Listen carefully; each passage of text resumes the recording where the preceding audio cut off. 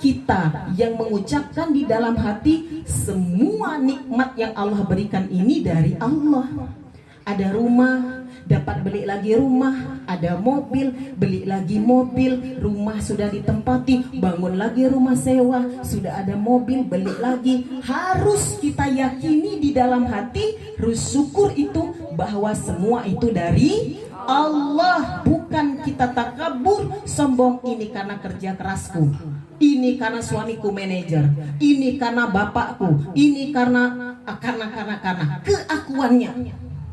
Kita harus meyakini bahwa semua yang kita miliki datangnya dari Allah, dan semua yang kita miliki akan kembali kepada Allah. Bahkan diri kita pun semua akan kembali menghadap kepada Allah. Kita hidup untuk Allah, kita hidup karena Allah, kita mati kembali kepada Allah.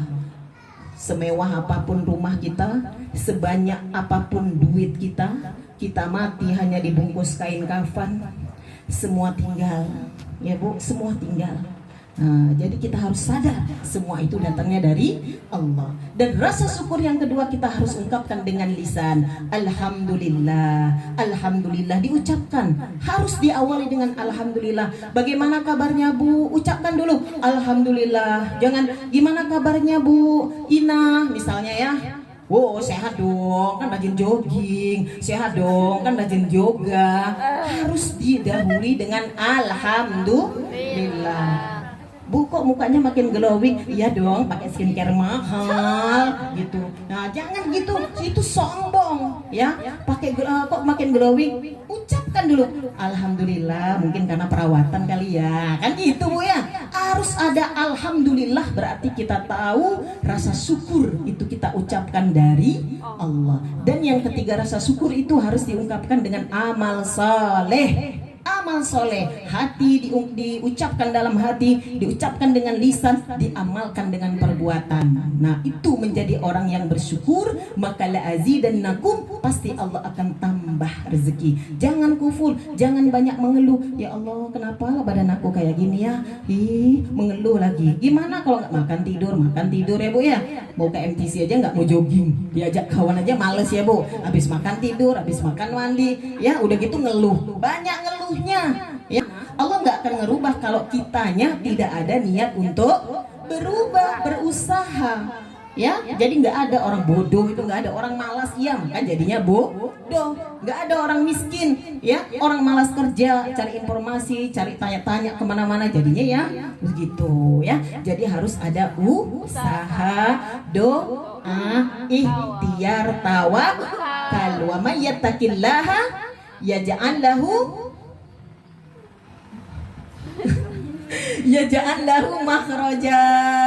Ya Bu, surat At-Talaq. Barang siapa yang bertakwa kepada Allah, yakin kalau kita takwa kepada Allah, yaj'allahu makhraja. Allah akan kasih solusi. Allah akan beri jalan keluar setiap permasalahan yang kita hadapi Bu. Yakin itu Bu.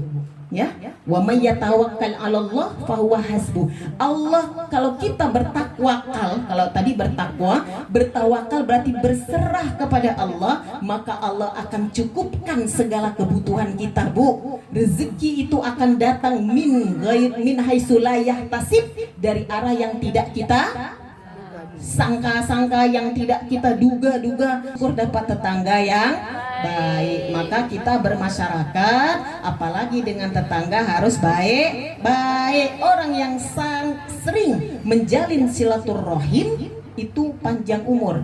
Maksudnya kalau kita lagi sakit, Allah berikan pertolongan lewat orang. Ya Bu, man habba ayyub satalahu fi rizqihi wa yunsha'alahu fi asarihi falyasil rahimahu. Kalau mau umurnya dipanjangkan, kalau mau rezekinya dilapangkan, rajin-rajin jalin tali silaturahim. Maksudnya gimana? Orang baik sama kita, kita baik sama dia, itu biasa Bu, nggak butuh energi. Ya, itu biasa. Orang baik kita baik, orang kasih kita kasih, kan gitu. Orang tegur kita balik tegur. Tapi bagaimana menjalin silaturahim biar umur panjang, biar rezeki lapang? Orang nggak negur kita, kita tegur Bu. Orang tak kasih kita, kita kasih Bu. Ada tetangga tak pernah begdor pintu ngasihin apapun, kita sekali-sekali kasih Bu. Ya Bu ya. Nah, jadi sil man koto aka, ahli sufi mengajarkan sil koto aka, sambung tali silaturahim orang yang memutuskannya. Wakti man haromaka, berikan kepada orang yang pelit bakhil denganmu. Wa'fu man zolamaka, maafkan orang-orang yang menzolimimu. Nah, insya Allah hidup kita bahagia. Nah,